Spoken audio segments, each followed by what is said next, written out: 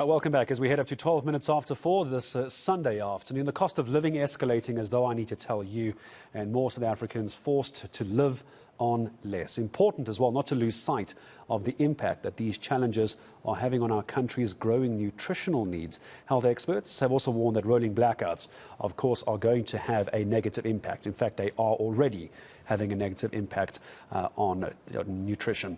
Now, Mondelez International have introduced programs targeted at reducing obesity rates and promoting healthier lifestyles for children and teachers, especially in the education sector. Let's find out more from Navisha Bechan-Sewukran, the Corporate and Government Affairs Lead for Mondelez International. And it is such a difficult thing to try and get right because you've got the cost of living, you've got an awful number of children and schools that need to be supported, and you're trying to keep it healthy. Where do you find the balance? Good afternoon. Hi, good afternoon. Yeah, it is a very big challenge that we're facing in the country at the moment. And that's why we started almost 7 years ago to look at health and nutrition, in particularly in vulnerable communities and in schools. And as a global snacking company, we felt that it was our responsibility to look to see how we can help our consumers, help our communities to have better nutrition education. So we introduced a program called the Health in Action Program together with our partners, INMED Partnerships for Children. And we did this in vulnerable communities and particularly schools. So we got into these schools and we thought it's best to impact kids when they're very young and get them to understand what healthy nutrition is from a very young age. Like almost early behavior. Correct. Yeah. Set it up early and that becomes something that they live with as they go on in lives. And what we did was we brought in a program that looked at really three key pillars: nutrition education, access to fresh food, and active play. And we felt that we couldn't do these things in isolation. It had to be a holistic program that allowed kids to first learn about what good nutrition is all about. For the teachers as well, to understand and to be able to teach that to kids with a lot of passion and energy. And then if you know about it, it doesn't make sense if you don't have access to it. So we created food gardens. We introduced aquaponics, a farming method called aquaponics. And then we thought, right, now we've got kids that know about it, nutrition, and teachers who are teaching about it passionately. There's access to food, but kids are leading a very sedentary lifestyle. So we felt that we needed to get into the schools and put in an active education, active lifestyles program as well. And what is that active lifestyles program? As you mentioned, the aquaponics as well, are they involved in that, or is that something that happens outside of school, they just reap the benefits, or are they actively involved? So they're actively involved. In terms of the aquaponics, so aquaponics is a combination of hydroculture and aquaculture, and it's a closed system that allows for farming to be done a lot faster, using about 80% to 90% less water, which in a country like ours is really critical. And then we can use technologies like solar to be able to power these. Well, you kind of have to at this point. We kind of have to, yes. So the kids get involved in that. They reap the benefits of the produce coming out of the farms, but they also get the benefit of being able to go into these farms and understand what aquaponics is all about and almost create an energy and a love for farming.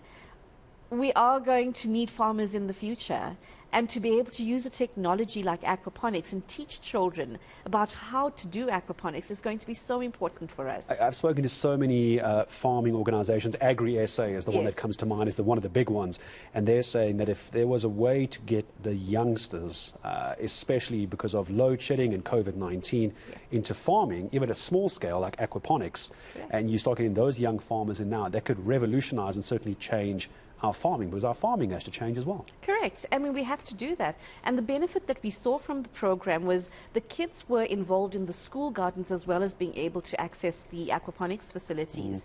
But just from the school gardens in themselves, we found that they were able to take home the concept of farming and be able to create little gardens in their own little home spaces, teach their parents, teach their community members. Teach their friends, because now it becomes cool. Absolutely. And farming is no longer something that somebody else does. It's through aquaponics and those kinds of technologies, it really does become cool.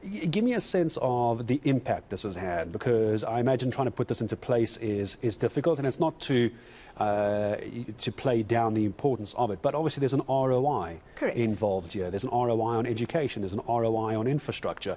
what is the rate of investment or the return on investment that you're seeing on this? So, I mean, it was incredible. We saw some very, very great results through the course of the program. One thing that we did was we did a survey right at the beginning. We did a midline survey, and then as we concluded the program, we did an inline survey. And what we did was we tested the knowledge that kids had, and it almost grew over 80% in terms of, I don't know about what a balanced diet looks like. I don't know what good nutrition looks like. But through the program and over the course of the 3 years, they were able to understand that. Their knowledge really escalated. In terms of eating fresh fruits and vegetables and having a healthy plate, that as well, we saw a huge jump in terms of kids maybe eating a vegetable or a fruit once a week to, at the end of the program, it became something more regular in their diets. Did you find that we're almost looking for it? It's like, where are the vegetables? Absolutely, and we saw that with the school preparers as well. We saw the kids wanting to see the vegetables. They felt a sense of pride when they went. Ownership almost. Correct. They go into the garden, they picked their vegetables that they grew, and they had been involved in getting to the point where now they're going to cook it and eat it. How difficult is this to put in place? When we talk about school nutrition, of course, we've got two different issues in the country. We've got private schooling, which is not to say it doesn't deserve this kind of help. I'm sure possibly it does. They might not be involved. This is the public schooling, rural schooling, for example. How far out has this been rolled out so far, and what's the plan for further rollouts? Yeah, so we were able to impact almost 500,000 kids in the last 7 years through this program, and that was in Gauteng here, in Gauteng, as well as in the Eastern Cape. And we're not even a farming province, if you think about it.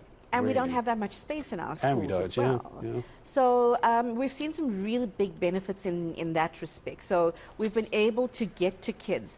The beauty of a program like this, and particularly the second phase of the program, was that we focused on a teach the teacher or teach the student and student-led education, where we got the kids themselves to understand and to learn, and then to be able to teach forward to their fellow, their pupils, as well as schools in their communities. So someone watching now, for example, thinks this is a great idea. They may have had a similar idea, little vegetable gardens that hasn't quite taken off because maybe they don't have the nuanced business acumen that you are bringing to this. How do they get hold of you? Is this something that someone can get hold of you for and say, come help, or do you select? Which way does it go? So for the program that we implemented, we selected the schools that we worked with, but our implementing partner, INMED Partnerships for Children, they would be more than happy to assist.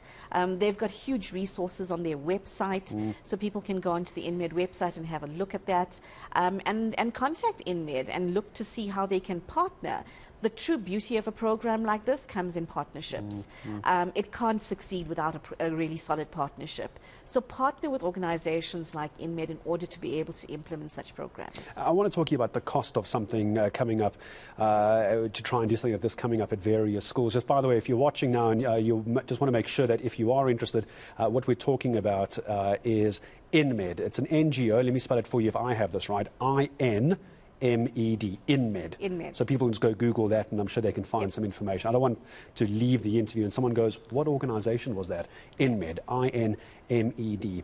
What are the goals as far as costing is concerned? Who's picking up the costing on this? A school comes to you, they say, we've got 1,000 pupils in a rural school. We'd love to do this, but we don't have any money. We can barely keep the lights on. Where do you come in? Yeah. So I come from Mondelez International, and we're a corporate citizen. We funded the program over the past 7 years. So it really is a phenomenal program in which other corporates could possibly get involved in. We also had a very, very strong partnership with the Department of Basic Education, and I know that they are looking to see how they can get involved further down the line. So it's all about partnerships and coming together to create a greater good. I'll leave this as a last question to you, because we spoke about solar earlier, and you probably thought I let you off the hook with this one, but how bad has the blackouts been in a case like this? Because solar, as we know, is not cheap, and now to do that in rural schools, someone's got to pick up the tab. But how damaging is, I was about to say COVID, also damaging, how damaging is the blackouts to what you're trying to do? So thank goodness we had foresight in terms of the program and installing solar at some of our aquaponics sites. So we weren't that badly impacted.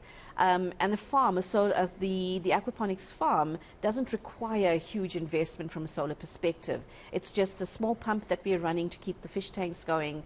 So it is not as scary as it could have been. Yeah, it could have been a lot worse It could have been as well. This is actually a lovely story. I'd like to see if we can't organise a reporter to come out. Because as you mentioned, fish tanks. I know exactly what the aquaponics looks like, but I think some viewers might not get a sense of exactly what we're talking about. It's a lovely initiative, lovely idea. And Navisha, thank you very much for coming in as well. So you can go and get some more information as we were talking about. In case you wanted to write that down, the NGO that you're looking for in partnership here, the NGO is INMED, INMED, and also Mondelez International, and Navisha is the Corporate and Governance Affairs Lead for Mondelez International. What a difference it makes to schools and pupils around the country to be able to feed themselves regardless of whether there is power or not. My thanks to Navisha for coming in to join us this afternoon.